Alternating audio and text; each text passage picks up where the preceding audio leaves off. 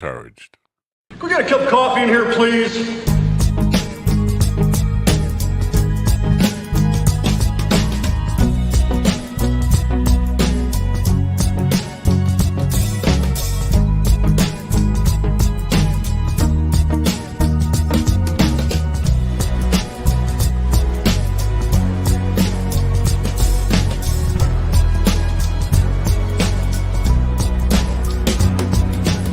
Damn good coffee and hot. Wake up, America. You've got a dog that needs walking. That's right, sunshine. Just put on a big pot of strong coffee and get ready to type your little hate mail with your opinions about kumbaya and flat earth insanity. Stand-up comedy? You want stand-up comedy? Well, we've got sit-down comedy. It's time for Coffee with the Dog. You make me laugh. I'm not even making me laugh. You better make me laugh. I make you laugh, you make me laugh. Somebody better make somebody laugh around here. Oh, I know. I'm not in a happy mood. I should be in a happy mood. All right, get happy. I'm a little red. I don't know why I'm a little red today, but I don't care. I don't care about it. I shouldn't even be here. You're taking time off. Bad behavior. Good morning, people. It is Wednesday, August 2nd, 2023. Great day to have you here. Great day to be alive. All that kind of crap. Beautiful weather out here, and I'm angry. Why am I angry? Why am I in a bad mood? Well, yesterday, one of the most enjoyable shows ever, and none of my people out there in the chat rooms told me that I was blurry. I was operating once again on the Safari browser using StreamYard, but in incognito mode, which they told me would cure my problem of connection stability. And here we go again. Now I'm on Firefox and I'm getting the same crap. And this is why I'm angry. I'm not loving this connection instability stuff. So maybe it's not the browser even anymore. Although Firefox seems to do it a little less than maybe I have to change the computers. Maybe it's time to break down and do that. But nobody told me yesterday that I was blurry. So the stuff can't be repurposed. People in the chat room let me down. They didn't tell me, hey, you're blurry. I need to know if I'm blurry out there. It looks fine here. And my voice is shot. You hear me? My voice shot. Anyway, I have a comedy show today. In the first hour, Keith Vance from Marietta, Georgia. Did I just lose myself? Did I just bop out? Connection problems? I don't know what's going on here. Again, Keith Vance from Marietta, Georgia, will be here in the first hour. And Marla Yvette Massey, a comedian who has put together Six City Comedy Festival. I believe it's in Cleveland. Yes, Cleveland, Ohio. You see that? Nat's in here. She will be with me in the second hour. So that's why I'm here. I was going to take off today. Looks like I'm taking off tomorrow. Somebody did ask about being on the show tomorrow. Damn connection problems are pissing me off, man. Is it the radio people that are doing this to me? Is it? No, it's not the radio people that are doing it. It's just me. It's just this damn thing. I think I'm gonna have to call my my internet company and say, come on, get on it. I need better connectivity than this. Look at me. I'm all huge now. Yeah, but I am blurry. I'm all blurry. And I'm not loving the blurriness of this. I'm just going to complain about being blurry all day today here. That's my purpose. Anyway, if you're living under a rock and you don't know, yesterday after we went off the air. By the way, let me back up and talk about yesterday. Well, yesterday we went off the air. Trump got indicted. Again, this is the most serious indictment he's faced, and the right-wingers are melting down over it. Melting down. Like, how dare they and it's all a game. It's all a fucking game to them. They just want to win. They don't care about law and order. They don't care about the fact that we have a ex-president who's a fucking criminal up the ass, and continuing to be a criminal, and just wanting to make this country a dictatorship. They don't care. They just want to win. They hate Democrats to the point where winning is the only thing that matters. Having a fair and democratic system is not important.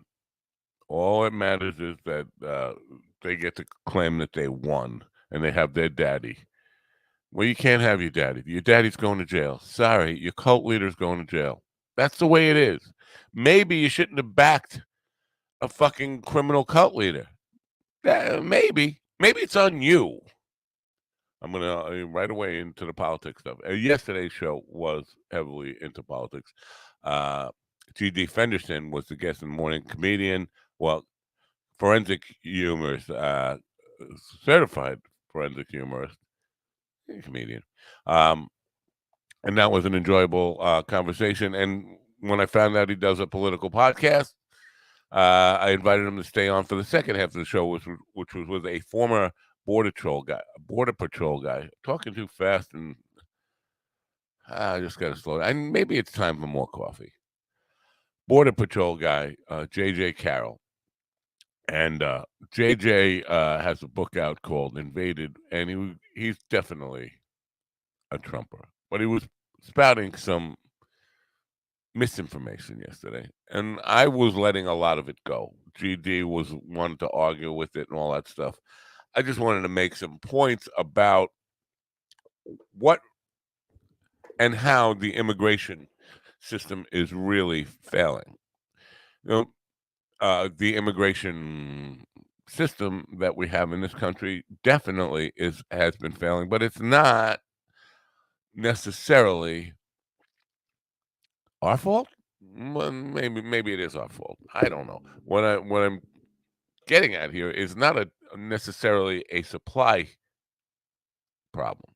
It's a demand problem, and it's a demand push and pull problem. Let me elaborate, if I can. This fucking connection shift is going to piss me off all day today. Okay, so demand. You know, we look at the war on drugs, which has been going on since 1980, really. Ronald Reagan's war on drugs, and that has always looked to curb the supply, and doesn't work. You don't want to know why it doesn't work? Because we're a bunch of fucking drug addicts in this country. We like our drugs, and when we talk about American values, you know what our American values are? Our shared American values: getting shit faced. Getting shit faced because we consume an awful lot of alcohol and drugs in this country, an awful lot. That's our number one value: getting shit faced. Every week, I've been playing music live for 50 years, and the crowds are always getting shit faced. That's a job. That's what it's all about. People come out to get shit faced, and if you're in comedy, 2-drink minimum is just a minimum. People go out to get shit faced constantly. The working man gets home from work, and first thing he does is crack a beer, or maybe have a cocktail. The working woman generally has a cocktail. And so this is a big part. We talk about, because the Border Patrol people and the people who are, keep them all out. Well, they don't share our values. And, yeah, I think they do. Our values are not help each other, not being. They're not Christian values or typical from the Bible Christian values. They're not love one another and treat each other and do unto others, all that kind of stuff. No. It's get shit faced, download a lot of porn, or watch a lot of porn. He brought that up. J.J. Carroll brought that up. America, is the biggest consumer of pedophilia and porn. Wait, you were just talking about our values and our shared values. They don't have our shared values. Our values are sick and disgusting, according to you. But the reason you want to keep them out is they don't share our sick and disgusting values. They're not sick and disgusting enough for you. This whole thing about values is a sham. We're all just people, failed people, all of us. Nobody's perfect. Nobody walks on water on this planet. So that's the first thing. Now, why do they want to come here? That's the other thing. Well, things aren't so good in their country. Well, you want to complain about us giving aid and supporting these countries so that the lifestyle is livable where they are, so they don't feel like they have to run away and go to America, right? You want to complain about that. We can't give them aid. But here's the thing. This is one planet. And if it's shitty somewhere, people are going to want to go where it's not shitty. This is the thing we need to take in. It's not, we don't live in a bubble. If people were coming to your house, we'll just scale this whole thing down. People are coming to your house in droves because it's shitty everywhere else. You make it so that it's not shitty anywhere else so they can stay where they are. This whole idea that, well, if you're not for strict border patrol, border control and securing the borders, you must be an open borders guy. Listen, I don't want, the country flooded with strangers. I don't. And it's not about brown, black, white, or any of that stuff. It's about one world, really. And, fucking liberal globalist. No, I'm not I'm just realizing that the problem, why they're coming here, is because it's shitty where they are. And as much as you complain about, America's burning down, it's still nice enough that people are coming here in droves. And part of the solution in addressing illegal immigration is to make legal easier. Listen, we've seen it in every state where marijuana becomes legal. People would rather do things legally if it's easy than do things illegally. You make it hard for people to do it legally and the right way, they're going to cut corners. If it takes 20 years to become a citizen and most people don't even get that chance, of course they're going to try to cut corners and sneak in because it's still better than the shithole they're running from. So why are there shithole countries? And why do we allow countries to just be that way in order to chase their people away to our country? We need to be able to start thinking more in a global, one world sense, that the reason people are coming here is part of the problem. And until you address all these issues, and then the demand side from the pull part of it is the people want to hire undocumented workers, individuals and corporations. Without those, you'd be paying, you know what you pay for a container of strawberries at the supermarket right now? Probably about $5 for a little bucket of strawberries. I'm just taking this as one example. We're not all living on strawberries. Right now, you pay about $5 for a little bucket like that. And I have no fucking connection here. Fuck you. If we were to have no illegal or undocumented workers, you'd be paying $12, $13, $14 for the same thing. Imagine everything you buy that is touched by migrant workers being twice or three times as expensive as it is. Are you ready for that? Are you prepared for that? No, you're going to complain that things cost too much then. The demand side for the people. Demand pull side. We're pulling them in. We're saying we need them. We need them for the economy. We need to keep things affordable in America, to do the jobs that you and I don't want to do. Let's face it. That's the truth. This is the ugly truth that politicians don't want to address at all. Looks like Keith Vance is a little late. I know I should have checked on him. I wouldn't do the show today, but for people in Road Comics of America group wanting to promote things, they put it out that I'm planning on taking off, and I am taking off the rest of the week. So again, without just to sum up this whole fucking immigration stuff, you can't ever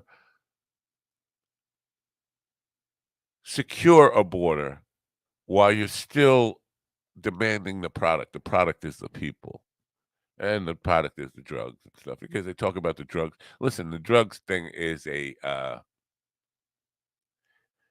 red herring. It's bullshit, is what it is. Because illegals are not bringing in. This is the truth, folks. You can look this up. You can fact check this stuff for yourself, and I insist that you do. The majority of the drugs are being brought in by white-faced Americans. Yeah, ooh, ouch, ooh, oh no. Yeah. So if you want to complain about drug trafficking from south of the border, you got to look at Billy Blonde Hair Blue Eyes, because he's the guy. They had 4,500 pounds of fentanyl seized at the border. CPB. This was what JJ kept referring to as CPB, Customs and Border Patrol. 4,500 pounds of fentanyl seized, but of those 4,500 pounds seized, only 5 pounds of that 4,500 pounds were being brought in by Guatemalan or Nicaraguan nationals. The rest of it, the 4,400 and 995 pounds of fentanyl were brought in by white American dudes financing drug smuggling. And it wasn't caught necessarily at the border.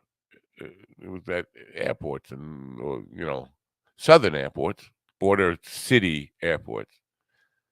But it's not being brought in by the people they're claiming it's being brought in by.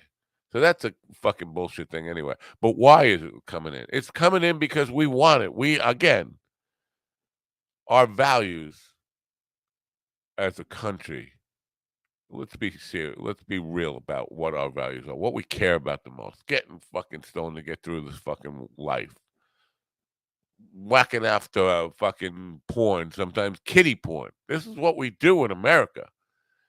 If you doubt that, then why who's making all the money on this stuff? Where the boycott on fucking beer because a trans person was on the can. How much did that cost that company? Well, it cost them billions, right? Billions of dollars for that boycott on Bud Light. That's what we're spending on beer. Hello, what are our values again? Our values are not love one another, do unto others, and all that stuff. Let's get shit-faced. Those are the American values. So when you're complaining about, oh, these people don't share our values, they're going to destroy our culture is pretty fucked up. Our culture is Sodom and Gomorrah. Our culture is all about depravity. Let's face it. And I'm not being judgmental here. I'm being honest here. Pornography, because this is their big thing, and pedophilia. My wife asked me what I make of this Hollywood pedophilia stuff. Listen, the casting couch and the desire for young women and underage women has been part of the Hollywood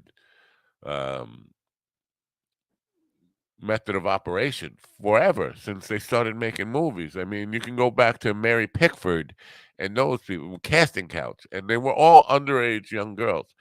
At some point, they said, you know what, young girls aren't enough. We also want young boys. It's part of it. It's definitely part of it, but I don't think it's an organized thing. I don't think there's a cabal of pedophiles saying, "Yeah, we need to." No, but that kind of stuff is stuff the creeps do on their own. They don't like have a group where they all get together and plan how they're going to perv out. But it is part of American culture.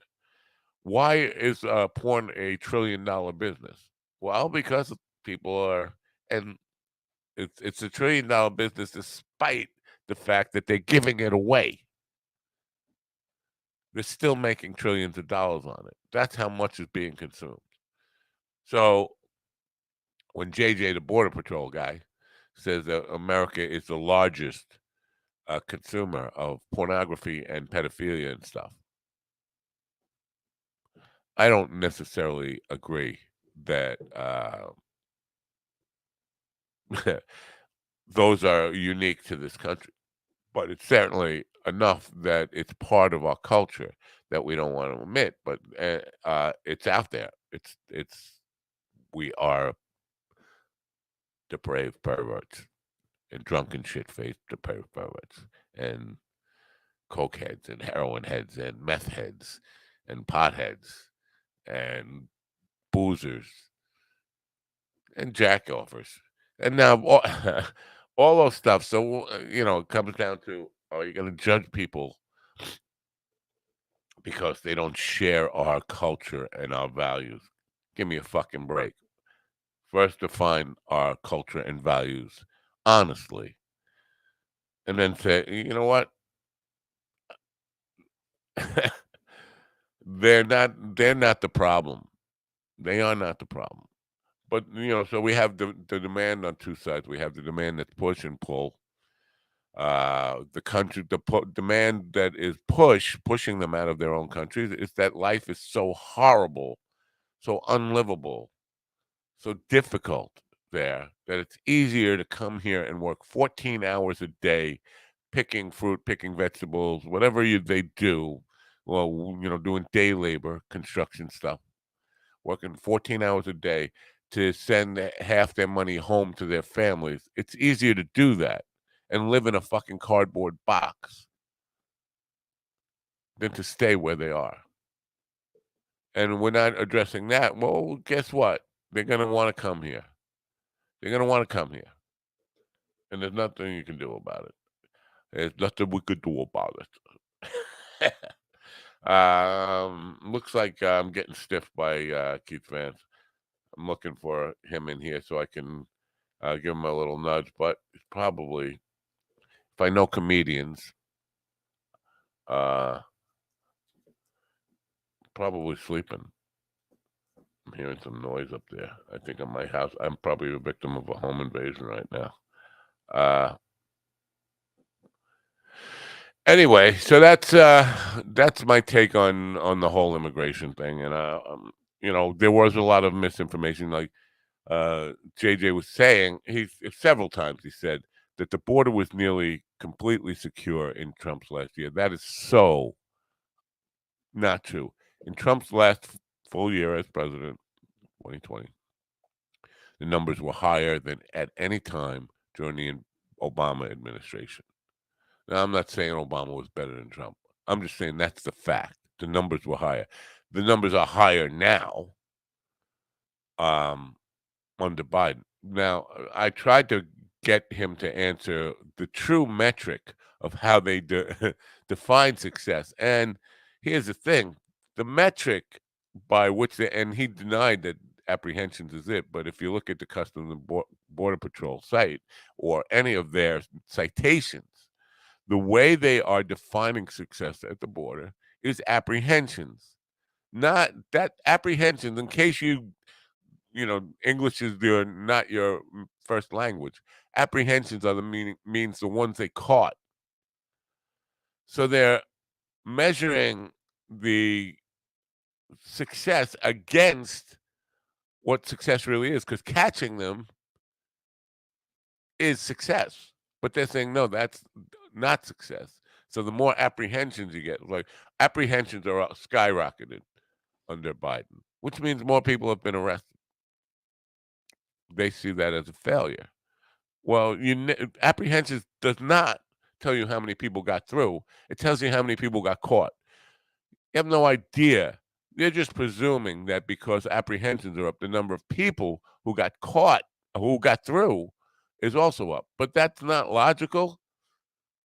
It doesn't make any sense. And the main contention of JJ's book was that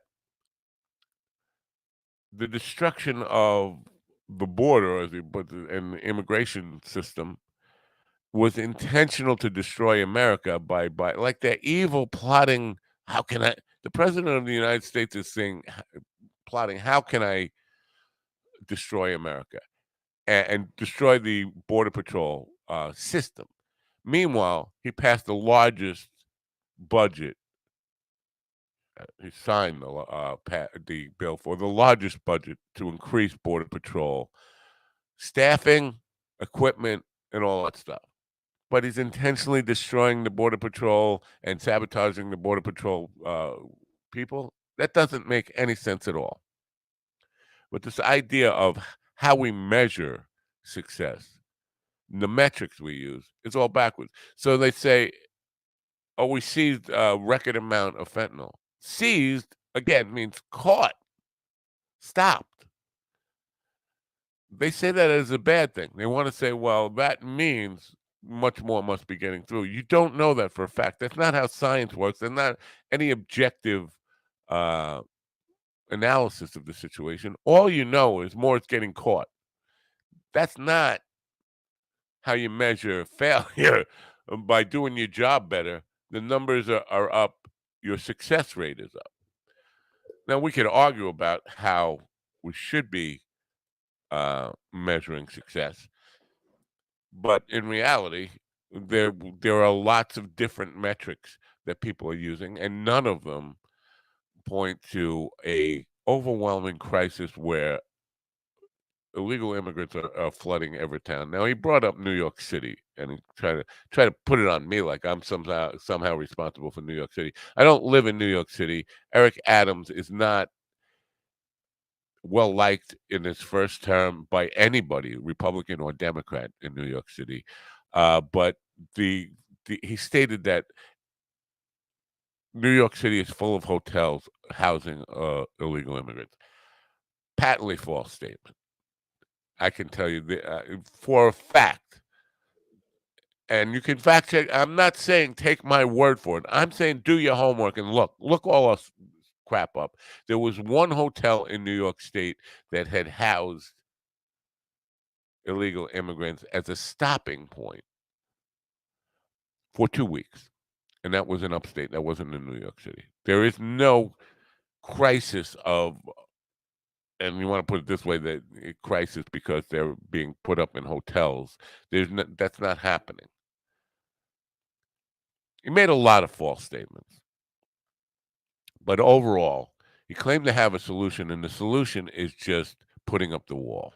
Is finishing the wall. Now, he said a lot more of the wall was finished, and GD tried to call him on this, but he was going to just keep insisting. No, I was there, but he was in San Diego. He wasn't across the whole southern border. He was stationed in San Diego. So you can't give me that. I was there. I saw it. No, we know how much of the wall was built and how much of it has fallen down. This is all political agenda. And the political agenda is to say we need to keep the numbers, keep people out of this country, whether they're refugees, whether visas and people overstaying visas, or people who are legitimately coming here to do criminal stuff. We just lump them all together and just say we need to keep them all out. We fuck these people. We need more. We need more white people. I hate to say it. We need more from Sweden. We need lots of Swedish immigrants. That's what we need. Yeah. Throw the cow over the fence some hay.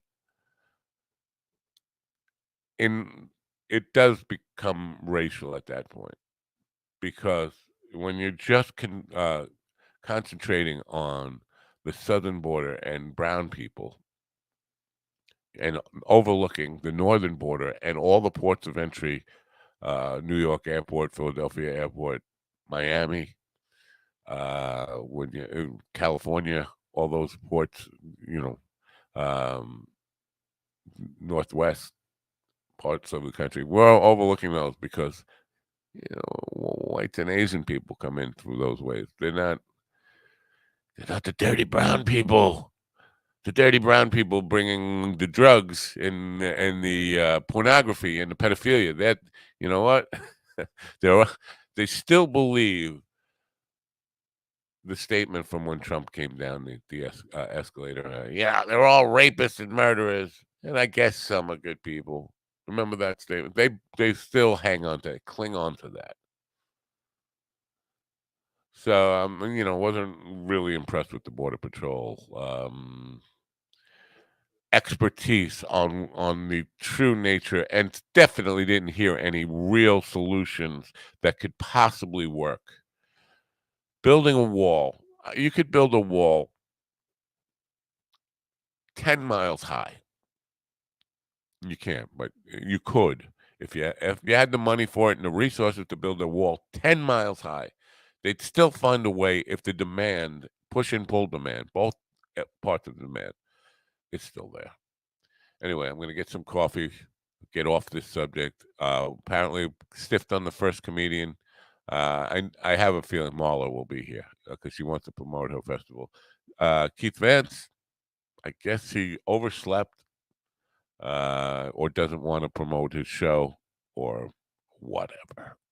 So that's the story. We'll be back in just a minute, and I'll try to fill some time until Marla gets here at 10:15. Hopefully she'll get here a little early, and we'll get her in early, and I can get out early and go do some things. But for right now, get some cold coffee. I really need to create some new commercials too. I have some new sponsors I want to talk about, but I'm not doing it until I create some. I've been overwhelmed, and I'm making excuses. Anyway, get some cold coffee, man. I'll see you in a few. This episode is brought to you by Koa Coffee. If you are a coffee connoisseur and want to experience the best coffee Hawaii has to offer, no blends, no compromise, try the true taste of aloha. Koa Coffee produces premium Hawaiian coffee, hand-picked, expertly roasted, and delivered from Hawaii to your door with aloha. From award-winning 100% Kona coffee grown on the slopes of the Mauna Loa volcano to the unique mocha beans of Maui, they strive to provide their loyal customers with the best quality and freshness. Since 1997, Koa Coffee has been known far and wide as a product of utmost quality, and their awards prove it. Koa Coffee was featured in Forbes' Top 10 Coffees of the World.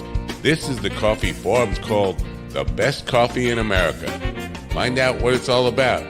Go to minddogtv.com/coffee.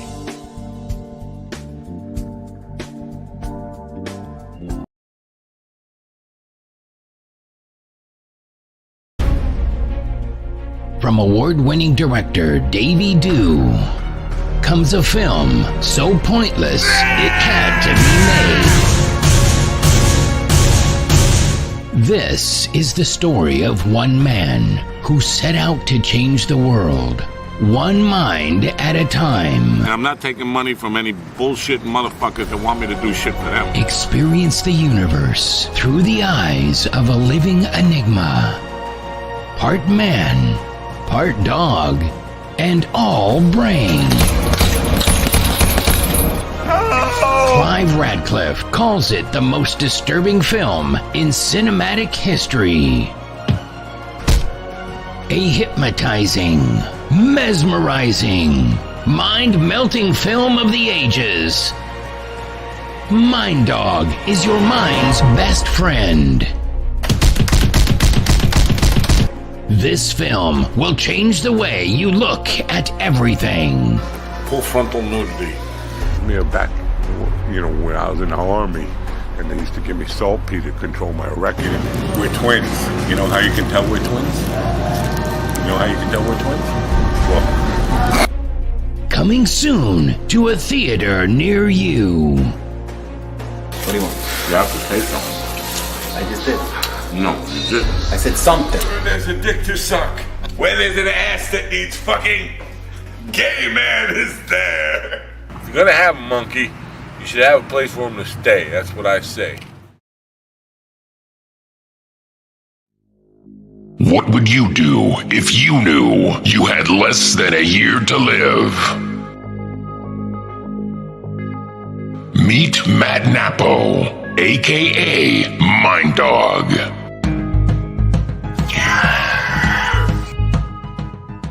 Every male in his family history has died at 54 years old, and Mind Dog just turned 54. Not exactly the superstitious kind, he decides to live as he's dying. Just in case. I'm the craziest fuck you know. Shit me quick. Discover how facing mortality can be fun for the whole family. There's only one man I call when I need an ass. A fucking He's like a pineapple. He's really prickly on the outside and he's really sweet on the inside. You just gotta get past it. Unscripted, unapologetic, and unleashed. The dog is a wildebeest. He's like a wildebeest without limits. From award-winning director Davey Dew, You're an evil man. this is the story of one man who set out to change the world, one mind at a time. I just don't fucking know about anything. Shining a bright light into the dark abyss of the human condition. This film will change the way you look at everything. You ever lick the paint? Jeffrey Snipes exclaims, "This is a film I'd pay to miss."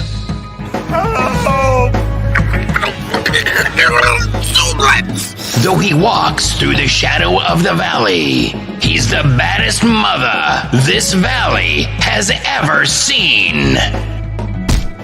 Mind Dog, coming soon to a theater near you. My sister Virgil, she jumped from that window when we had a fire once.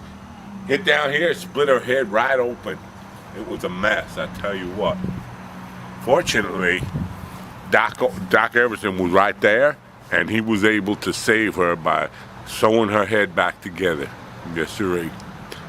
Of course, half the brain fell out, but she was never that smart to begin with, you know. So that was a plus, a big bonus right there. People don't appreciate my insanity. Oh boy. So I feel like I have to prove it over and over again. Oh, you don't think I'm that fucking crazy? I'll show you what fucking crazy is.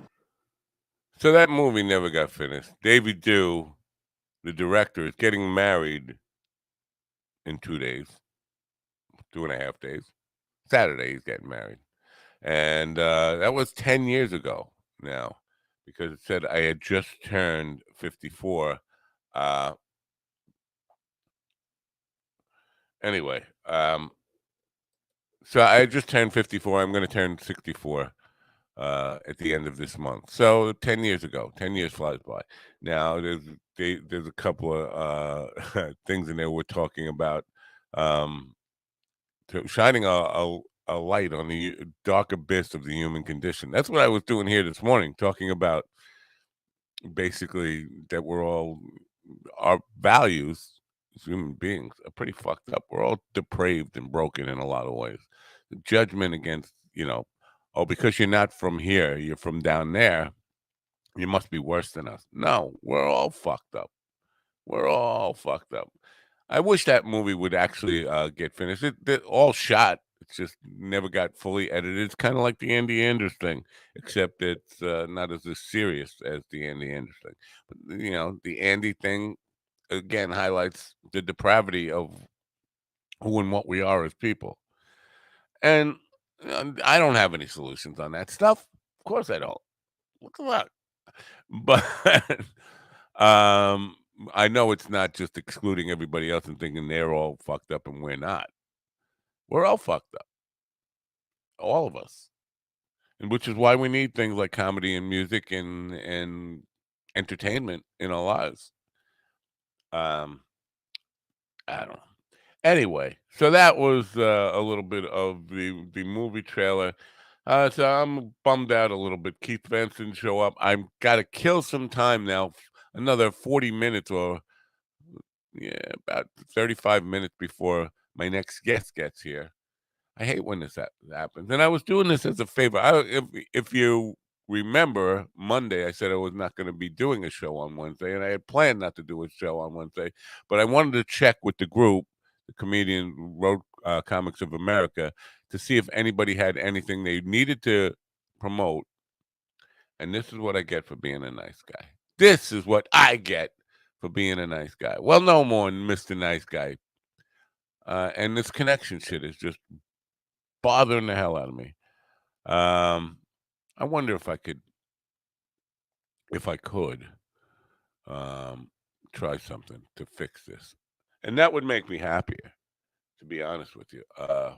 If I could try something to fix this, I'm going to try this since I got a minute here. What else am I doing? I'm not doing anything else. I might as well try to fix this shit. Um, just to kind of yesterday while I was on the air.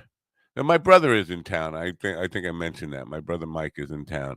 And Sunday night, I guess it will, not Monday night. Whatever. The other night. Yeah, it was Monday night. I'm losing track of time and everything. Um, he went to a party which had the owner of a club that we used to play at constantly. We were there at least once a month, and it's part of our regular stuff. He played at a party at that guy's house, which he knows the guy from North Carolina where he lives now. But anyway, every time he sees this guy who he's at the party for, 975-212, every time he sees this guy, the guy ends up thinking that he needs to hire me, hire the band. So yesterday during the show, I was while GD and JJ were arguing back and forth a little bit, and I was a little bit distracted. I'm getting all these texts from the band about possible gigs in this gigs were getting booked at this place that the guy owns. And so, I couldn't really respond. And then I said, and the band was giving a whole lot of shit about. Oh, there I am, two places at once. Let's get rid of this.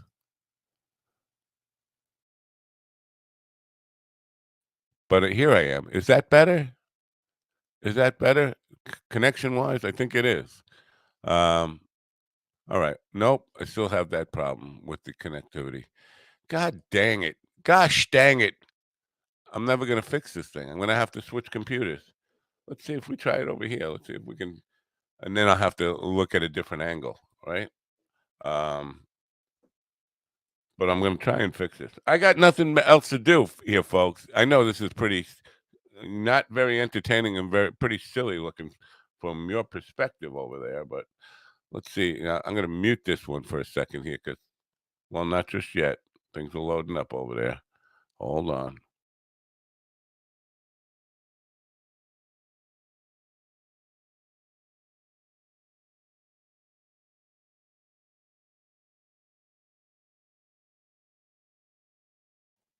No, I don't want to. I don't want to mute this yet. I'm still talking.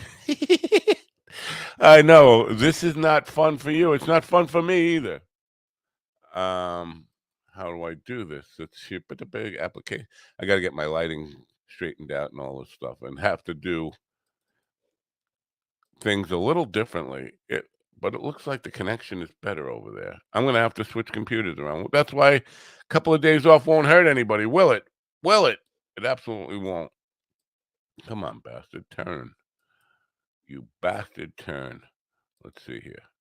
That's a little better. It changes the whole dynamic of the room. We can do this, right? Whole dynamic gets changed there. But we'll deal with that, right?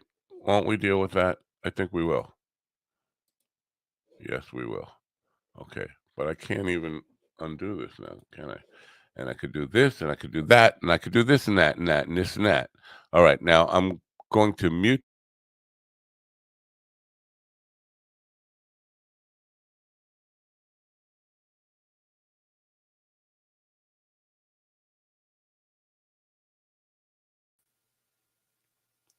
It's too.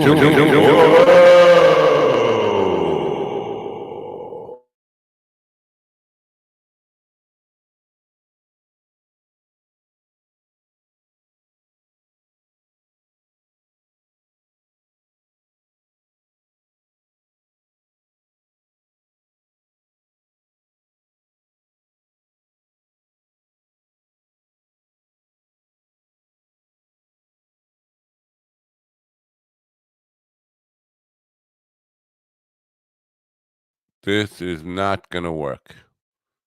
I'm going to have to just do this. Bite the bullet for today uh, and live with the bad connection stuff and deal with it. I don't know if that fixed anything. Did it? You know what? Right now, the connectivity looks okay. Too many me's. Good morning, Ian. Ian, I'm pissed at you. I am so pissed at you, man. Why? Why, you ask? You didn't even ask why, but I know you're thinking why. Because yesterday I was blurry as a bitch, and you don't say anything. You're in the chat room, you're not saying, hey, dude, you look blurry. Everybody else looks clear. You look out of focus, meaning me. But I'm not, it's not just you. It's everybody. Nobody told me how blurry I was. Now, look, my connection looks stable right now. I think fucking with it just like that with the too many mats just fixed it. Anyway, our friend, no, you were. He said, Ian saying he was on weed. Everything is blurry. Well, yeah, good weed, man. Get me some of that good weed, because you know what?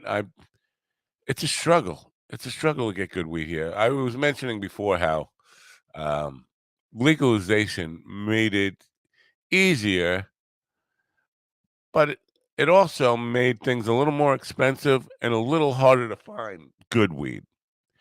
There is a place that I reluctantly. Where is it? Where the fuck is it? I'm going to badmouth a former sponsor here. Mood people.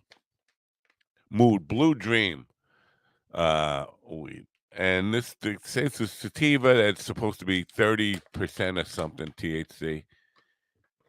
You could smoke this shit all fucking week and never get a buzz. And they sell it online, and basically I'm thinking it's a sucker setup. You order the stuff, it definitely comes on time, and it's relatively cheap. Not relatively cheap, but it's $35 an eighth or $40 an eighth or whatever. But it doesn't do anything for you. And you could smoke it all fucking week long. You might as well be smoking your socks, man.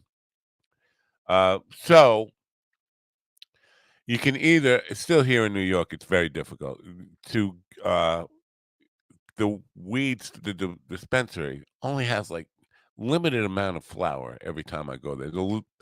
Not the medical dispensary. The medical dispensary has flour there all the time, but it's not really that strong either. And you need a card. You have to pay the extra $180 for a card for a year. And I was like cheaping out. I was like, what the fuck do I need this card for? Now it's legal here. I don't have to pretend that it's for some medical condition or any of that kind of stuff. I mean, you know what? I don't know what the fuck's going on here. This is the incognito version, and it's still fucking up. So I don't know. Still having trouble. Am I blurry now? I feel blurry. Even though I'm trying to be unblurry, I'm feeling blurry. Is this what you want your money back today, don't you? I do too. I want my money back, even though I didn't pay any money. So where was it? Oh, the weed. So getting good weed is difficult. So if I could get weed that makes me blurry, makes you blurry and not me blurry. Yeah, bad mouth and ex-sponsor Ian says, I just did. But so don't order from Mood. I'm taking Mood off. You know what? I'm gonna remove all the Mood stuff right now. Well, you know what? I shouldn't be doing this while I'm I could do it other times, but fuck them. Fuck them Mood bastard. Mood is gone. Don't ever buy from Mood. Mood, I don't know, I'm not even mentioning a URL. But if you see, and they're inundated on Facebook. They're not so much on Twitter with the ads, but they advertise my color is very saturated. I look Brazilian. Like, how many's in a Brazilian? Let me see. Can I desaturate the color a little bit? Here, go. If I go 2, is that better? Is that better? Did we see anything better? No. Ooh. Ooh, you see how now that lighting is all fucked up? You see how I'm fucking things up here? Because I'm a fuck up. That's why. So yeah, now I'm not as saturated, but everything's all screwed up. Now the color is getting a little better, right? Yeah, never mind. No, you're right. Never mind. You know what? I think it's okay now, but I'm still blurry. I'm still a little blurry. I'm not crystal clear, and I want to be crystal clear, but I can never be crystal clear. The color doesn't change no matter what I do. So if I go back up and saturate just a little more, yeah.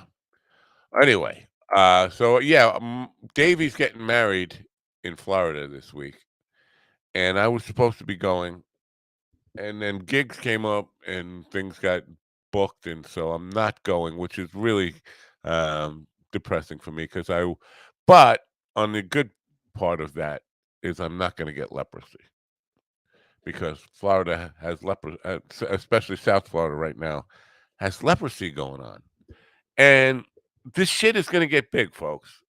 Mark my words. You could joke about it now, and leprosy is nothing to fucking joke about. Shit falls off in leprosy. Yeah, things fall off. Your lips fall off. I'm laughing, but I'm laughing because I don't know what else to do. But leprosy is a serious thing, and very contagious. And the only solution to stopping leprosy is isolation, which is why they had things called leper colonies. They would put everybody who had leprosy away from the population so that they wouldn't spread the shit. Well, we saw how that goes over during COVID. People don't like isolation. People don't want to be shut down. They don't want to be locked down. So that's not going to go over well, especially in Florida where they are totally against that stuff. In South Florida, where the governor spends most of his time, especially now the CDC is saying stay away from armadillos. Don't touch armadillos. Well, you gonna fucking touch an armadillo anyway? Who is gonna fucking touch an armadillo? I know there are people who will. You know what? Christy would. Christy would be. Oh, that looks cute. They're fucking cute. It looks like something out of a sci-fi movie. Some kind of half robot, half fucking rat type of thing. Nobody's gonna touch a fucking armadillo, and it's like the koala thing in Australia. I don't know if you know this, but in Australia, there is a chlamydia outbreak among koala bears that is threatening to kill off the species, and they tell you not to to stay away from the koalas. Like, let's be clear here. The only way chlamydia is transferred is through sexual contact. Who's fucking the koalas in Australia? You know what? If you're fucking koalas and you get chlamydia, you deserve chlamydia. But if you need to be told not to fuck a koala, maybe American values are much better than the rest of the world because we're not fucking koalas here. Although there are people in Florida who are trying to fuck alligators. So who the fuck knows? We're all fucked up. It was my original point here. But so don't fuck koalas, don't fuck armadillos. If you try to fuck a crocodile, you're probably going to get your dick bit off at best. That's my advice for today. Thank you for tuning in. We are awaiting Marla Yvette Massey, who is the CEO of Sixth City Comedy Productions. Apparently, I mean, without question now. Keith Vance from Marietta, Georgia, comedian who had a show that he wanted to promote, which is why he booked this morning, has overslept, forgot about it, blew me off, doesn't care. And I'm not bad mouthing young Keith. I am not. I hope people do go to support him. I'm just saying, he's the reason I'm here. Part of the reason I'm here today doing this, rather than sleeping in, taking a day off, enjoying some vacation time, getting up to do this shit, and he doesn't show up. Speaking of comedy, Bisbee, Arizona, and Tucson, Arizona, in September 14th and 15th. Our friends Billy Wayne Davis, Andy Andrews, and Christine Levine are doing 2 nights. Once in Tucson at Bumstead's in Tucson, Arizona. Then the next night at the Shady Dell, which is a trailer park in Bisbee, Arizona. And there's a possibility that Carl will be in town, Carl Mann. And I was considering, flying down there to see the show at the Shady Dell. We're not doing that. It's a long way to go for a comedy show. But, I have some interest in seeing that town. I probably, because my brother was stationed in Yuma, Arizona for several years, and I went to visit him lots. I'm sure I drove through it driving through southern Arizona. I've been to Tombstone a lot. But I had no recollection, and it wasn't on my radar, so I wouldn't even know. I wasn't paying attention to Bisbee, Arizona, back then. So, have a couple of friends there. I have more enemies there than I think I have friends, but a couple of friends there that I would like to say hello to and pass through. And but also, when I found out that the Shady Dell, because this is a very cool thing. If you haven't seen the Shady Dell, look it up online. It's a retro style trailer park, campground type thing. They have it's like,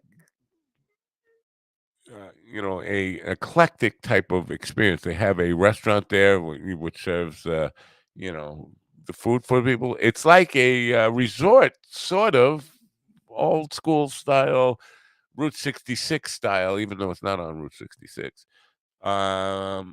Vacation getaway. But they have shows, a lot of shows in the middle of the campground. I was not aware of that part of it, and that part interests me. That's a very cool stuff. So shout out to the Shady Dell Vintage Trailer Hotels. That's an odd way to put it, but yeah, that's what it is. So look it up. The Shady Dell in Bisbee. And now it is memorialized in one of my songs called Mansion in the Sky. You know what? Do I have that? I probably don't play that song while I'm waiting because I got nothing better to do. I'm really not prepared unless I want to go back down the fucking politics road. And believe me, I don't. There's enough anger going on and insanity reacting to the stuff that's happening in the courts of law, several courts of law, that I don't need to kind of keep talking about it because they're going to keep talking about it. I don't have Mansion in the Sky loaded up, do I? Well, that sucks. I wonder, oh, but under. Nope. See, I'm gonna have to start clearing out some of this bucket of stuff I have to have to show here, video wise, song wise, all that kind of stuff, because nothing is really organized. You know what? And I haven't played the promo in a while either. All these things got to go. All of it. I apologize for and especially the people on Rumble who are seeing this and saying, "What the fuck is this wasting my time for?" I apologize for that. I really do. I apologize for that right there. Let's see, mention. Mansion in the Sky MP3, Mansion in the Sky MP4. Uh, how big is that? Let's see. Can we load it up? Can we load it up? If I drag it to the desktop, maybe to make things easier, right? Maybe. You think maybe? Let's see. Add a video clip. Probably don't have enough space for it. Yep, file is too large. You motherless son of a. But I could do it this way, right? Share screen video file. Yeah, let's do it. I'm doing this just because it has a line about the Shady Dell in it. This is what In the Sky. Take 99.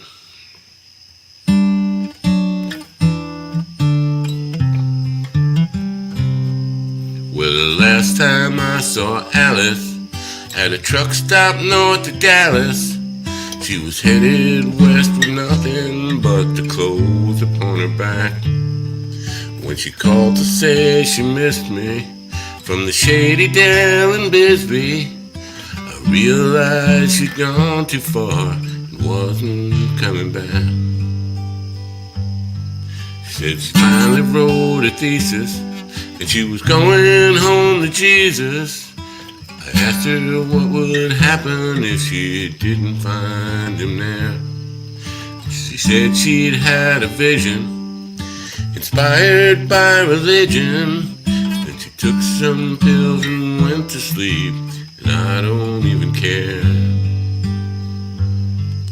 She threw away her life for a mansion in the sky, and I know that it ain't right, but I have no tears to cry, 'cause she put her faith in something that to me is all a lie.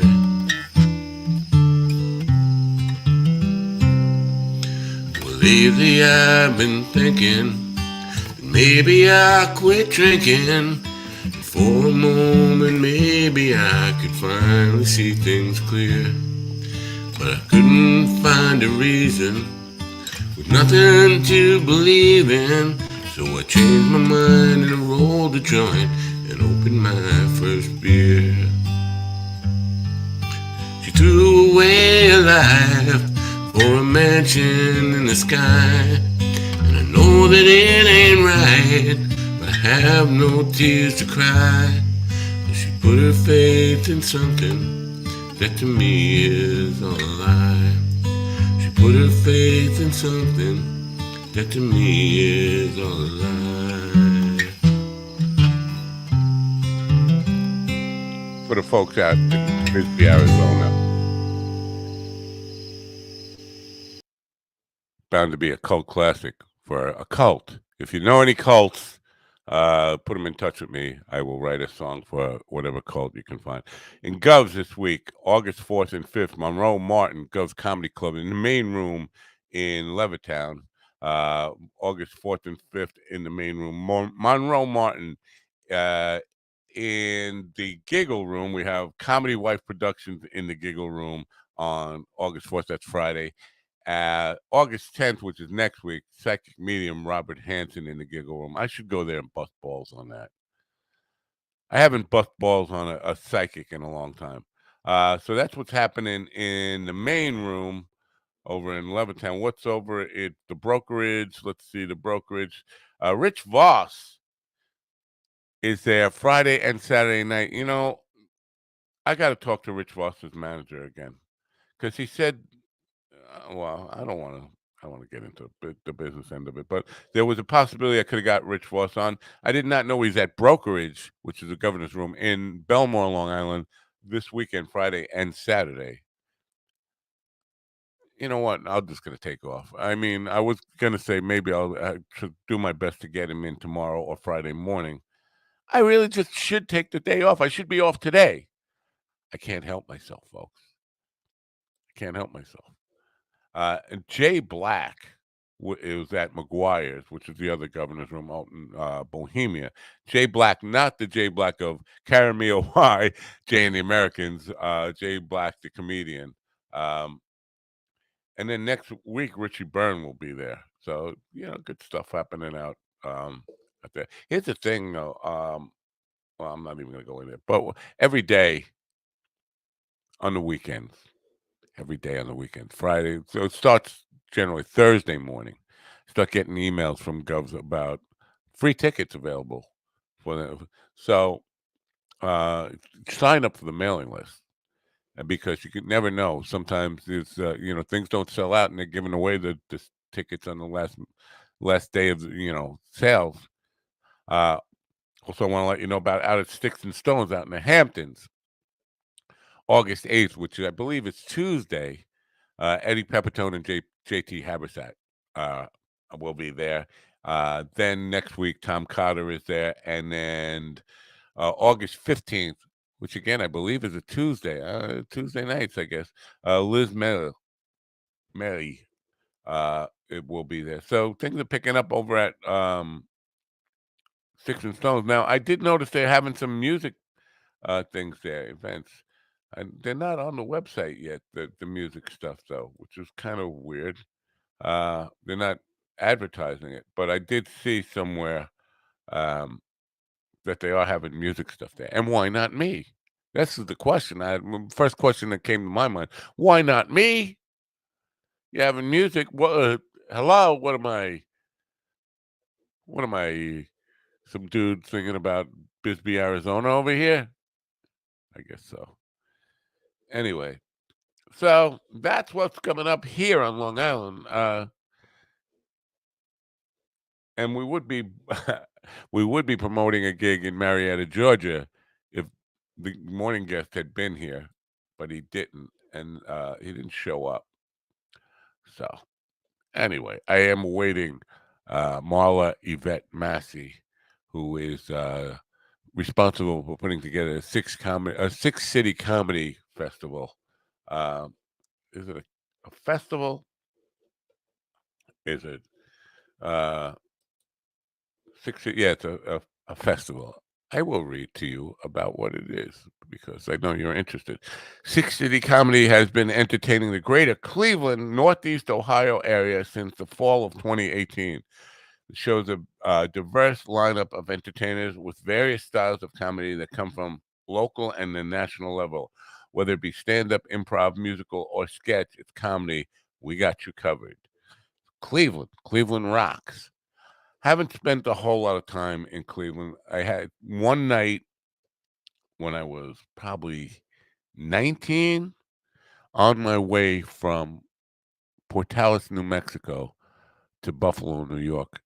A Greyhound bus ride that I was on stopped in Cleveland right in front of a radio station. GRQ was the radio station, the FM station. And we were parked there for 2.5 hours waiting just on the side of the street because I guess we were way ahead of schedule and we were waiting for people to come out to meet their bus. So we had nothing to do for 2.5 hours. So I got out and I was like waving at the DJ and he saw me with my guitar and he waved me in. I'm talking 1978. And I did like a radio interview as a bus traveler. I guess the guy was bored and overnight and didn't have any fucking listeners to begin with anyway. So he's interviewing some random bus traveler, me. That's the only real time I ever spent in Cleveland was that 2 hours, 2.5 hours as a Greyhound bus stopover on my way to Buffalo, New York. What the fuck was I doing going to Buffalo, New York? That's a whole other story. But so don't know, I've never been to the Rock and Roll Hall of Fame, although I have friends that are part of the administration for the Rock and Roll Hall of Fame. Not a fan of it. Not a fan of the Rock and Roll Hall of Fame. Think it's pretty meaningless. Think it has very little to do with rock and roll, and it's just another popularity contest. And when you have country and hip hop and jazz people in there, not necessarily rock and roll Hall of Fame. And rock and roll to me is pretty narrowly defined. It's not rock, it's not hard rock, although there could be a hard rock Hall of Fame, and there could be a jazz Hall of Fame, and there could be a country music. There is a country music Hall of Fame. I don't think there's a hip hop music Hall of Fame yet, but there could be. But so rock and roll is a very narrowly defined genre for me, and I don't like to see it watered down. Look, I'm on Govs. I don't know how many people are watching there. I have no people. How many people are watching on any of these networks like Rumble or U42? I don't know if people know about U42 or Kick. Yeah, or Playor, like they spell it like French. We're on a whole bunch of these networks, and I have no idea of the analytics that are over there and how many people are watching daily. But I'm sure if they're watching today, they're pretty disappointed. Like, what the fuck did I bother tuning into this crap for? This old guy's struggling to keep people from running away while we wait for a guest who is a comedian, actress, and it's no fault of hers that the first guest stiffed me. I don't like being stiff, as you can imagine. You probably don't either. Our friend Craig is promoting the Billy Wayne Davis, Andy Andrews, and Christine Levine show. Now, I'm guessing Billy's the headliner, right? He'll go on last. I'm just wondering, is it a Christine sandwich? Is that what it's going to be? I'm sure it's going to be a good show. All three of those people are very funny. And I'm just wondering, is this a tune-up for Andy to go back out and do things? I don't know. Uh-oh. I'm seeing some breaking news on Twitter. I'm not going to talk about it. It's all political stuff. I know people get pissed off, and they don't want their minds changed when it comes to the political stuff. They don't want to hear the truth. So, but it's difficult for me because I am very. It's part of my world. It's part of what I'm inundated with, and constantly trying to correct the record, because there's a lot of fucking people just talking bullshit and lies about stuff. Because what here I go getting into it now while I'm waiting. There's a lot of people who are just saying that the Trump thing is about free speech. All he did was question the results of the election. No, that's not all he did. He questioned the results of the election, then he sent an army of people to go fight it. Now, if you try to compare that to Hillary questioning the results of the 2016 election, let's remember she called to concede that night. Even Al Gore back in 2000, with legitimate reason to question the election, did call to make a concession and then retracted it, of course, when there was legitimate reason to say, wait, all the votes have not been counted. We have hanging chads and some. We need to get that straightened out. But all those people on the other side did the right thing. They never said it was all a big lie. We were cheated and we need to fight and go to the Capitol and kill my vice president. Nobody did that. They conceded, and Al Gore eventually conceded.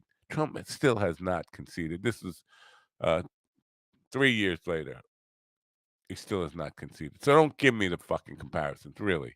Stop with that bullshit. There is no fucking apples and oranges comparison here. Trump did the wrong thing, and he's paying for doing the wrong thing. And then he concealed it, and he worked hard to cover up, knowing he did the wrong thing. He knew it at the time.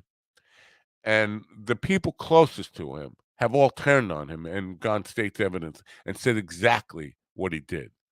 So stop trying to fucking make excuses for your fucking cult leader. Really, stop it. Bad guy. Get over it. Rebuild your party. Do whatever you need to do to cleanse yourself from the stain. Because eventually, and Liz Cheney was right, Eventually, Donald Trump will be gone, but the stain and the shame and the dishonor you've done to yourself by supporting him will remain. Now it's 10:15, and my second guest is not shown. Now I'm a little concerned. If this is a double no show for today, and I got up to do this for nothing, I'm going to be upset. I'm going to try to reach out to her. I apologize for this, folks. Why am I always apologizing? I should just say, you know what? Not my fault. I could just be like making excuses. Not my fault. But it is my fault. I shouldn't have done this show. I should have just let sleeping dogs lie, or whatever they say about that. Where are you?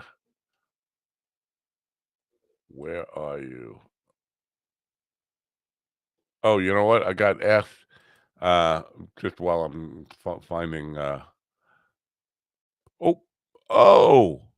I don't have to find it. Yesterday, I got my first request to do an interview for a local news television, an NBC affiliate here, to interview me for my campaign for Congress. First, it's starting to get real.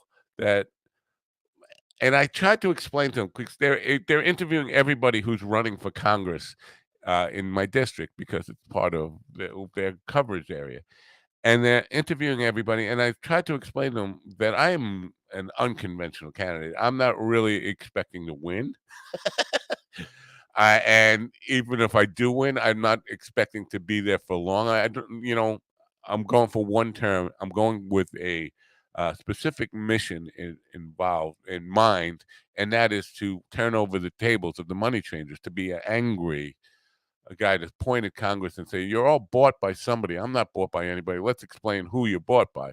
So, and I have a very limited scope, and so if they're going to ask me about like what I care about, what are my positions on the big issues, what are you talking about, gun control, abortion, whatever the political hot topics are, then it doesn't matter. I'm not going to be there long enough to affect any change on that. Don't worry about what I care about that. I'm there for one issue, and that's money, dirty money behind all your politicians. I want to expose who's bought by who's paid, whose seat is paid for, and by whom. The entire, and I'm only going to be there for 2 years. Listen, if I could be there for 1 year and get myself thrown out, that would be even better. I don't plan on becoming. First of all, again, reiterating, I don't plan on winning. But if by some freak accident, and listen, the guy who got that seat originally, George Santos, who has it now, will be in jail. That guy won. Nobody expected him to win, which is why my campaign slogan is "You voted for worse."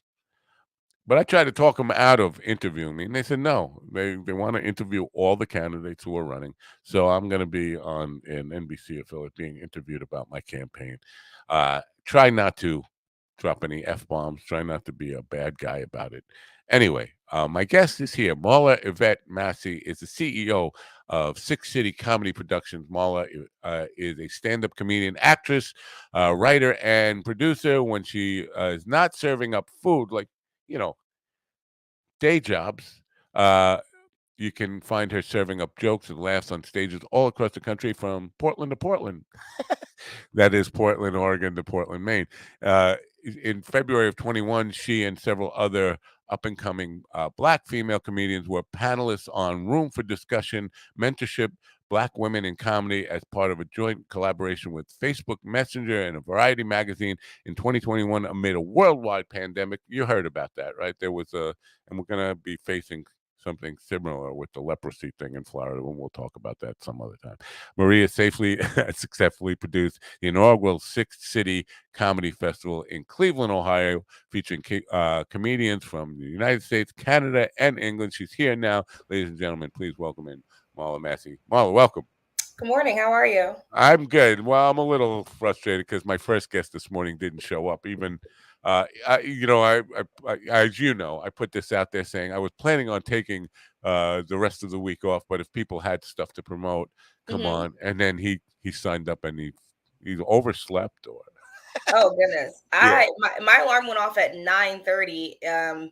And it's a very non-traditional alarm. It was my cat. Like I can hear him screaming outside my bedroom door. And I'm like, oh, okay. Guess I gotta go feed him. But my son's like, nah, I already fed him. I was like, oh, okay, then what's he screaming about? Yeah. Well, I think good my morning, cat and thank you for being here. no problem. So Cleveland, though, you're based in Cleveland now? Yes. Yes, I Okay. am. Are you on the same time zone as me? So it's 10:15 there for you now, or 10:20? Yeah, it's 10:20 here. I never know. Like Ohio, it seems far enough west that it might be central. But Yeah. okay. Um, so comedy. Tell me about the festival first of all, and how big is it? And is it all in one place? Give us all the information So, you. I started the festival in 2021 after like dealing with the whole COVID thing of 2020 and just realizing just how like sad and depressing everything was. And I just wanted to like do something to boost my city up. So the very first festival was in 2021. We're actually gearing up to kick off this year's festival next Wednesday. This was our third year and it's in one main location. Yet I have like 4 satellite shows. Okay, so if you're in the Cleveland area, the main location of the festival is at Bop Stop, which is on 29th in Detroit, in an area of Cleveland called Hingetown. It's really nice. I love being over there. And then that's Thursday the 10th, Friday the 11th, and Saturday the 12th. And then as far as the satellite shows go, we have a show on Wednesday at Lakewood Village Tavern in Lakewood, Ohio. We have a show at Hatfield's Good Grub, which is in West Park, a neighborhood of Cleveland, Ohio.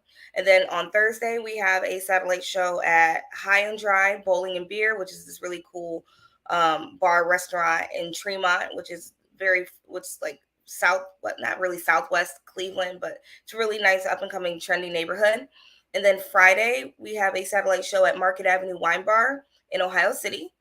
And also Friday and Saturday, we have a show at Skidmark Garage, which is it's like a car themed bar type garage. And that's Friday the 11th and Saturday, August 12th. Very cool for creating unique opportunities for people. But the question I have now, because you're a performer yourself, I imagine that this is a lot of administration, a lot of work. Is it satisfying? Are you glad you took this on, or is it becoming too big and like taking away from your own performances? I'm at the point where it's like, if I'm putting this festival on, I'm not focused on me performing. That's not the purpose of it. The purpose of it is to showcase and highlight the different variety of comedians that I have in the festival.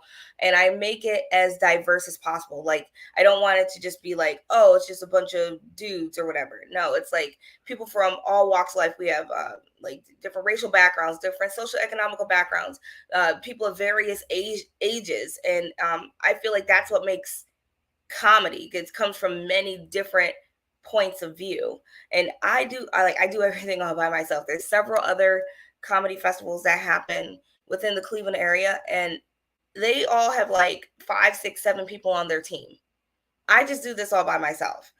I have reached out for help from people for a long time, and people are like, oh yeah, sure, I'll help out, I'll do this, I'll do that. But then when time comes for that help to arrive, it's crickets. So I'm just like, I'm gonna stop asking people for help, and I'm just gonna do this my way.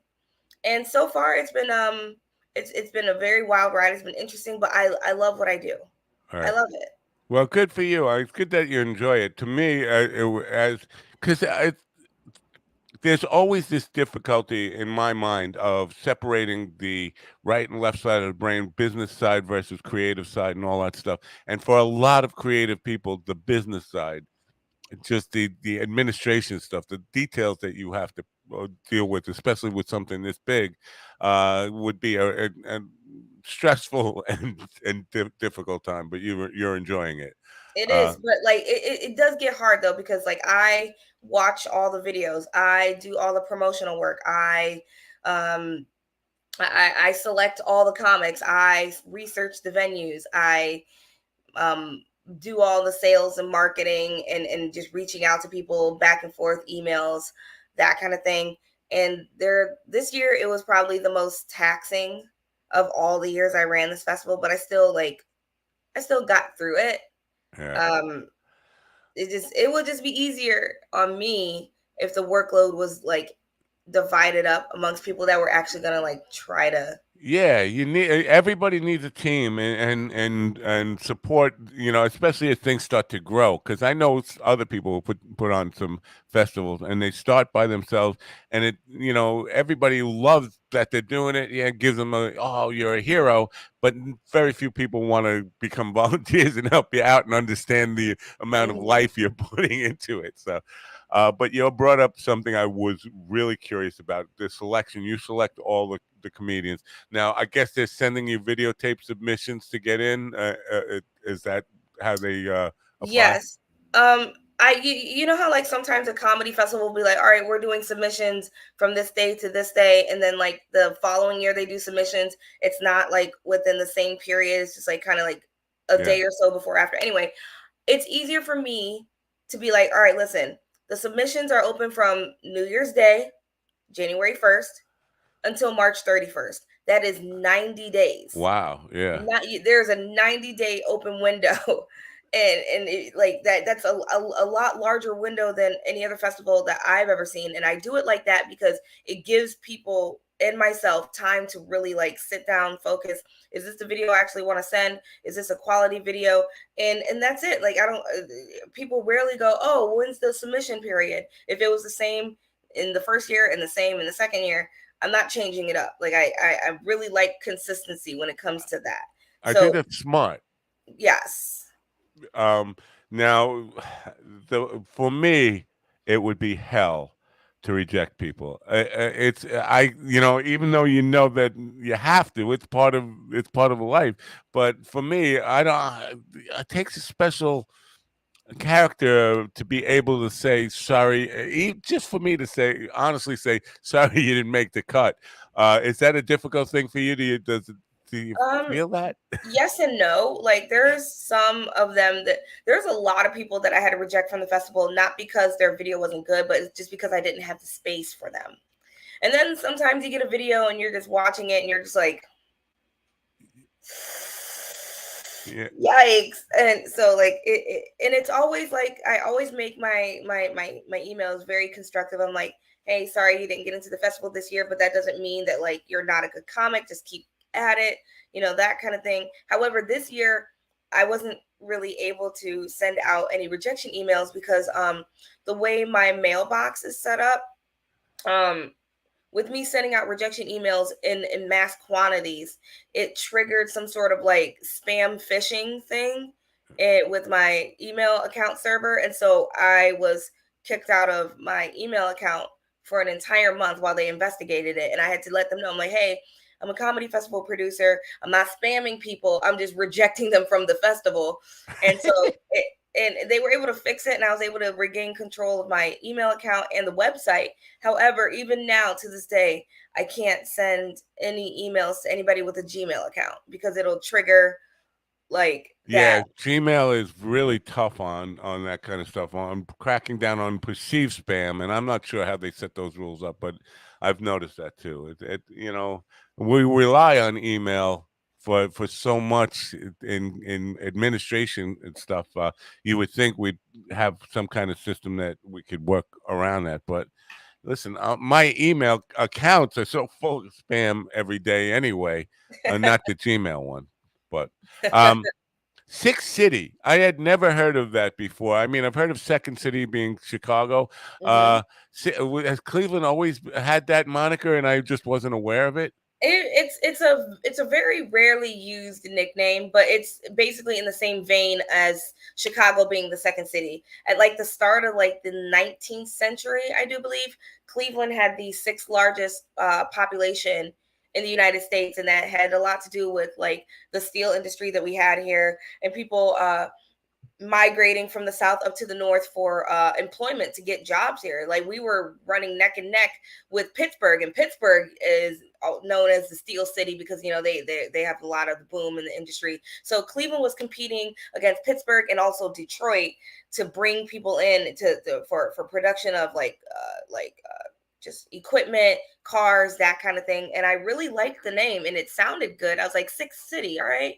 Yeah. But I have to tell people that it's sixth, not like sick. Like, oh yeah, that's sick. Like, no, Yeah, it's no, it six. sounds like Sick City. And I was like, you know how like instead of first, second, third, fourth, or fifth, six, like numbers. And a lot of people that do stuff as far as like Sixth City anything, because I know several people who run companies that are Sixth City blank. They use the number six, and Right. I spell the word out because for some reason like aesthetics are a huge thing, and that's what like I want to try to make something that is like good on the ear but also pleasing to the eye. So having the words printed out, it's like, oh, okay, cool, I get it. Right. So and it's going across the bottom there, sixthcity.com. Sixth is spelled out, and the link is in the description. So you can make it clickable for you and nice and easy for you to get there. If you want to learn more about the festival and who's performing there this year, or even review the last couple of years, there's information about that stuff. Uh, has anybody come out of the festival so far? I know you haven't been doing it that long, but has anybody come out of the festival who's like blown up, or that? And not, I'm not saying that the festival is the reason, but Not quite yet. There are like comics that I've had in my festival that have like gone on and they're doing like other things. Like some of them have moved to Chicago. Some of them are like doing writing programs. Some of them are right before the strike. Some of them moved out to LA so that way they could write and produce and stuff like that. But good timing. actually, now that I think about it, one of the comics last year that I had in my festival, his name is Etan Levine. He's a comic out of New York. He is a writer for the I think he wrote a couple articles for the New York Times. He actually even wrote a porn parody, and he won an AVN award for it. And he wrote a porn parody of the movie Hamilton. It's called Hamilton, and I love Etan so much. He's so funny. He's clever. He's quick witted. And he's just making his way up there. And he came to when he was in my festival, he stopped down at Hilarity's Comedy Club, which is in downtown Cleveland, and he made such an impression on the talent booker and staff. They're like, hey man, anytime you're in town, you can just get up on stage and you don't have to like do anything. Like you're passed. And I'm just like, heck yeah, I'm glad I was able to like make that happen. Very cool. Well, I hope you get more of that, and I hope things start to really take off, and people start to acknowledge that this is an important event. Cleveland, and I was talking about this before you got in this morning. I have very little experience in Cleveland. 2.5 hours layover on a Greyhound bus going from Portales, New Mexico to Buffalo in 1978 is the amount of time I spent in Cleveland. The opportunities because it's known as a music town. It's got a big reputation in music. Comedy, is there a lot of club-wise or venue-wise, is there a lot of opportunity there for comedians? There's like 3 main clubs here. We have Hilarity's Comedy Club in downtown Cleveland. We have the Cleveland Improv, also in downtown Cleveland, but I think that's like on the east bank of the flats. And then if you're willing to go like maybe 20-25 minutes outside of Cleveland, there's the Funny Stop Comedy Club in Cuyahoga Falls. I would say that, like, how do I want to put this? It's like certain comics go to certain clubs. Yeah, clicky. Yeah, it is. And I don't, there's no way to sugarcoat that. And I'm not going to sugarcoat that because like, it's the truth. It's like, it could get very clicky here. I've noticed I've been doing stand up in this town for almost 10 years. I've noticed that it gets clicky, and I had to reevaluate my thoughts and feelings on the Cleveland comedy scene as recently as last week. But I know that no matter how clicky things get, I am doing my thing, and either you're gonna be along for the ride or not. But at the end of the day, if I were to blow up, don't come running around telling people, oh yeah, Marlon and I used to kick it. No, you didn't. No, you didn't. You were not there helping me out with anything. That is so human nature, though. If even if I am a distant acquaintance of yours, you're gonna blow up, and big things start happening to you. All of a sudden, I want to become more than just a distant acquaintance. I want to, whether you want it or not, I want to be your close friend now because you can do things for me. Right. Yeah. I've noticed that. It's really strange. I've never been that type of person. Like, if I notice, like, okay, case in point, like, we're gonna use a really great example here.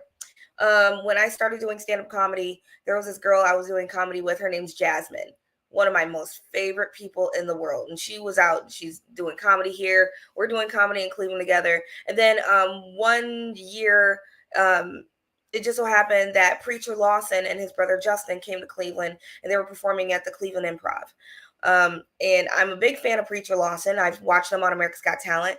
And I just shot him and his brother an email. I'm like, hey, my friend has a show on the west side of Cleveland. It would be great if y'all stop through. Now, at this particular venue is called East End Bistro. It's like right on the edge of Cleveland and Lakewood. We used to do a show there. Gosh, what was it called? I don't remember. Anyway, the point is, it's like sometimes the show would be packed with people or it would just be dead. It'd be crickets. And it'd been crickets for a long time. But that particular night, it was full of people. And I didn't tell anybody that I even invited Preacher and his brother. But Preacher and Justin showed up. They killed it. It was great. And then the following day, Preacher, his brother Justin, myself, my son, my little sister, and Jasmine, we went to go see The Incredibles 2.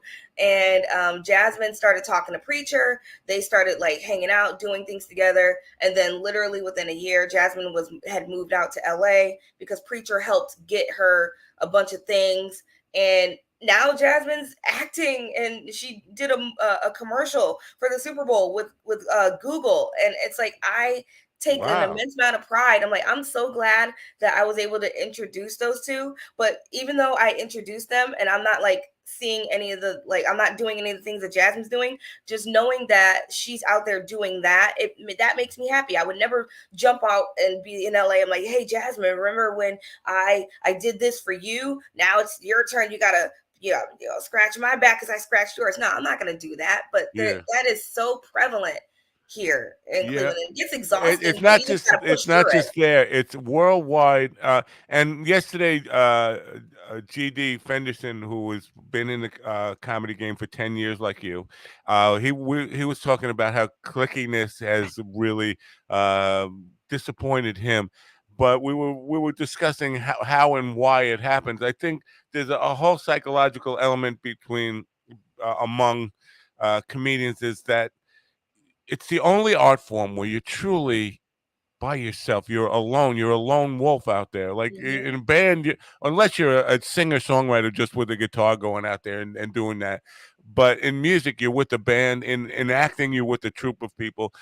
Comedy is the only thing where you're really on your own. So that pack mentality, you get into a clique because it's kind of protection. It's kind of these are my friends in this group, and you're not even necessarily thinking of it as exclusionary, but it becomes exclusionary.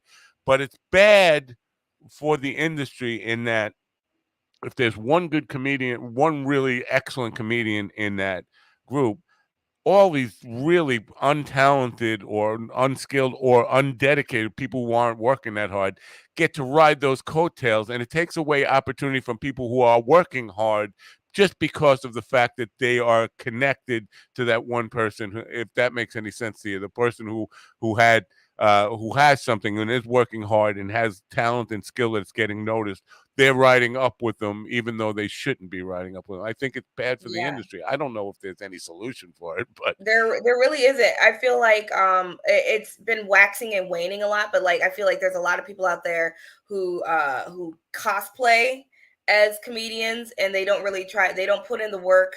But then like they get all these weird opportunities, and it's just like, oh yeah, I've been doing comedy for like 6 months. I'm gonna produce an hour-long special, and I'm like, bro, what? I get that all the time, and I was like, don't call it a special. You know what? Call it an album. Call it whatever you want to call it, but it's not special if it's not special. Special, right? I've been doing stand-up for 10 years, and I literally have just gotten to the point where I'm mastering doing an hour on stage. Right. And it's a lot of work. It's not just standing up there talking for an hour straight. Like there's nuances to it. There's pacing, there's timing, there's reading the audience, there's like ad-libbing. There's a lot of improv involved in stand, and people are just like, oh, I can go up there and I can talk funny for 5. No, it's not just talking funny. I know, Right. yeah. Believe me, nobody gets that as much as I do because in social circles, I'm very introverted and shy, but I make people laugh in social circles. But like when my guest doesn't show up and I have to kill an hour, I can't say anything funny. Like this morning, struggling, trying to be funny here by myself and just off the cuff without going on to material that I have or any of that stuff. But it's so difficult. It really is difficult, and this is why I have such respect for the art form. And I do feel like there's a lot of, I don't want to say young because you can get into comedy at any age now, Mhm. but people who have not been in the game that long who fail to really respect the art form and those who came before them and really study the craft. There's not as much of that as I think there should be. I think everybody looks at, I saw Kevin Hart special, so I want to be Kevin Hart.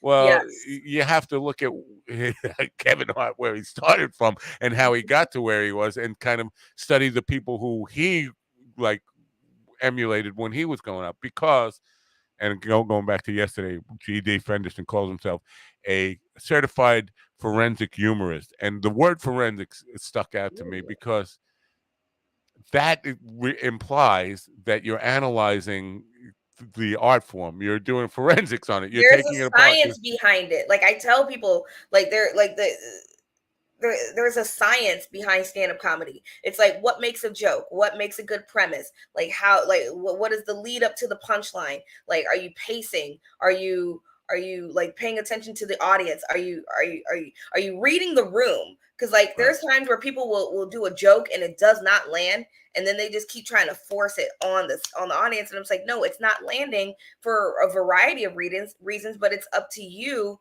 to figure it out. I don't think that here in Cleveland, we don't have this thing where like we could workshop our jokes without somebody's ego getting hurt. Like if I'd had a joke and it wasn't landing right and you tried to give me advice, and a lot of the commentators like, oh, I know what I'm doing. I don't need to make my joke better. I was like, yeah, but we're just trying to help you be a better comic. But it's just the ego. Yeah, you can't teach people to be open Mhm. to constructive criticism or even to give constructive criticism sometimes. We have this defensive nature by right. As creative people, you're always a little bit insecure anyway. A lot of, imposter syndrome. And my God, for me, the worst thing performing musically is to know that there are professional musicians in the crowd, because then all of a sudden my mind said I'm trying to impress them or trying not to let them see that I'm a phony. That's my main, and it's hard to deal with that and battle that psyche, but I'm learning, but it's a difficult thing. um let's talk about the state of Ohio, because man, when I first started doing this, I was interviewing people from all over the state of Ohio, and in fashion, in movies, not so much in comedy, but music. And it seemed to me, and I said this, I think I spent 2 years saying, there's something going on in Ohio as a cultural hub. There's a reason that all the arts and creativity, and this was before COVID and all that stuff, is starting to kind of swell up within the state. But it's a big state. So is there a lot of interaction between like people who just, like in Texas, there are comedians who can make a living Mhm. touring just in Texas? Is that true in Ohio? I think with Ohio, it's just there's like four major like cities where like you could do things. It's Cleveland, Columbus, Cincinnati, and I guess to a lesser extent like Toledo. But No, like, no Dayton? I thought I could have sworn you well, were going to say Dayton in there. I mean, Dayton a little bit. Well, actually, no. Yeah, you're right. I'm gonna actually go more towards Dayton because Dayton is close to Yellow Springs, which is where Dave Chappelle is from, and he's in the process of building a comedy club here. And Dayton has a really nice comedy club, Wiley's Comedy Club. I performed there a bunch of times. Really, really great. I feel like there's just Cleveland and Ohio as a whole. It's a really good training camp, if you will. Like people go there, they work on being better, and then they leave to be great in other places. But also when they leave, that gives room for the new up and coming people to be like, all right, cool, I'm gonna make my mark here. And it's like a fountain. Culturally, there's a big difference between Cleveland and like Cincinnati, right? Cleveland is a northern city, Yes. very northern, very, I want to say more, I'm sorry, Cincinnati, more sophisticated. And Cincinnati is kind of Kentucky North. Yeah, literally we're on opposite sides of the state. Cleveland is like the northernmost, like let's say Cleveland's like right here, I and see it. Cincinnati is right down there. Yeah. But yeah, I didn't do comedy when I was in Cincinnati. I lived down there for a summer and it was horrible because it was so hot. I'm so used to living in Cleveland and living off of the lake and getting that lake effect breeze even when it's summertime. They don't have anything like that down in Cincinnati. So it was Yeah. like 102 degrees on a June day. I'm like, it really feels like 102 degrees. Right. Now the people who are coming, because the Six City Comedy Festival, you're getting people, not just local people, you're getting people from all over. Do Mhm. they have to kind of coordinate that with a tour, or they just come in that you're making a special exception to come there just for that 3-day period? I think a lot of the comics that are coming in the festival, they're just here for the festival. However, I want to make their experience as full as possible. So I will link them up with other comics in the Cleveland comedy scene that are doing shows. And I'm like, okay, cool. If you're going to get here on Wednesday, but you're not performing until Friday and Saturday, then here's like 8 people who have shows on Thursdays that you can get on, and you can tell them that you're here for the festival and they'll put you on. Wow. And Very that's what cool. I love about that. There's so much opportunity either east side or the west side for you to come in and be like, all right, cool, I can do like a couple mics in one night. Today's Wednesday. There's a bunch of mics tonight all over the city on the east side and west side, mine included. So it's like there's a lot of opportunity to get on the stage. Very cool stuff. Now, the um for the consumer side of this is for the people who want to come, and people in northern Ohio or anywhere in Ohio, or even neighboring states who want to go to the festival. Mhm. Is it sold by show? Is it ticket, or can you get a full festival pass? What? I didn't do a festival pass this year. I did it the first year and the second year. The first year people were all about it. The second year not so much. So I decided not to do that this year. This year, there's 6 shows total at the Bob Stop. You can go to sixcitycomedy.com/tickets, and it has a breakdown of each day. Like there's the kickoff party that's next Wednesday. Those tickets are free. And then the next thing over, it'll say Six City Comedy Thursday, and you click on that, and it has a drop down menu of the shows that are going to be there. And there's a 7 p.m. show and a 9:30 show, and you could choose which show you want to go to.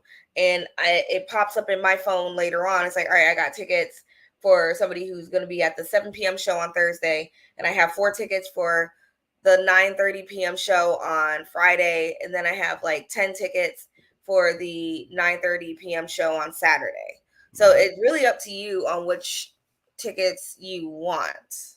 Cool. Now, the individual comedians, do they work towards promoting this stuff of themselves? Are they putting in the work to help promote this stuff? Or They should be. They haven't been this year, and that's like another like thing that's been like kind of stressing me out. Like I remember last year, a lot of the comics were just like, oh my God, this is what we're doing, blah, blah, blah, blah, blah. Like a lot of out of state comics were like, oh my God, this is what we're doing. And then local comics, like, this is what's going to be happening. This is what I'm a part of.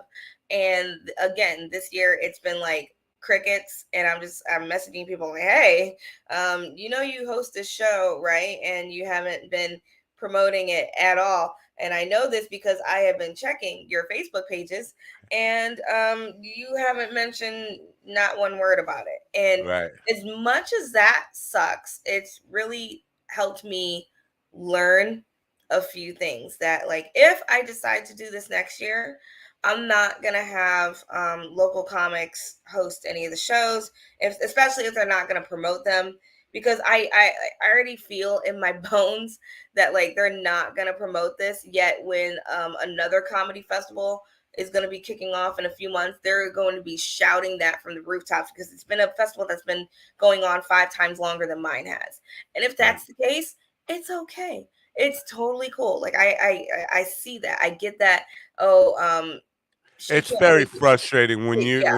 when you're putting in all this work, and I know this. You know, this is part of what I was alluding to before. When you've done the work, you've been in the game for 10 years. I'm sure every time you do your own shows, you're at least putting in some effort to promote it, and it gets really frustrating when, because I've done this before and put together shows, and you think, well, I'm giving these people opportunity. The least they could do is, you know, help with the promotion stuff. It's not like Mhm. it's not like it takes all that much effort. But I will say this: I do. It starts Thursday of next week, right? Or the 10th. Uh, yeah. So actually, next Wednesday is the kickoff party, and that's there's comics that are booked for that, and I'm hosting that. And then after that kickoff party, we roll right into the open mic show that happens on that same night.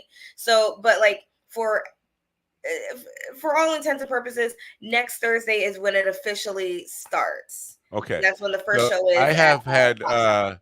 several cancellate not cancellation change reschedules from next week to move to the following week and the week after. I would say, if you want to put out emails to your everybody who's performing that, Monday, Tuesday, and Wednesday, I have one slot open in the morning. If they want to come on and work at promoting it, it's and you know what, for a lot of them, they, especially if they haven't been in the game that long, it Mm-hmm. helps with just uh, understanding or bettering their interview skills just to be on here. And you know, I don't need, I could take the days off, but I you know, if people need help and want to promote stuff, I will definitely lift a finger to kind of help out wherever I can. So Monday, Tuesday, and one slot Wednesday, if you want to put out your list. And they could even come on if you know, there's a lot of people that want to come on, they could come on together just to Okay. promote shows. That's all fine. I mean, or if not, that's cool too. But you can give them my contact and say, you know what, it wouldn't hurt if you helped out with the Yeah. promotion a little bit. You mentioned if you decide to do this next year, when will you make that decision? On December 31st? I would probably make that decision after my birthday. My birthday is September 21st. Oh, So I will right on the cusp. evaluate. Yeah, I'll evaluate like everything that's happened this year. I'll look at the broad spectrum of everything that's happened over the past 3 years, and then I'll figure out, like, financially, if this is something I'm willing to, continue doing, because this has drained me financially. Like, you wouldn't even believe it. When these comedy festivals are put on by like people, and there's like 5, 6, 7 people in that group, they can all pull together financially and pull things off that I can't as a single person doing these things. Like, it's Right, a lot of work. right. um My so I'll probably make that decision after my birthday. Good for you. It gives you plenty of time to, at least if you're not going to do it, tell Hmm. people don't send stuff on January 1st.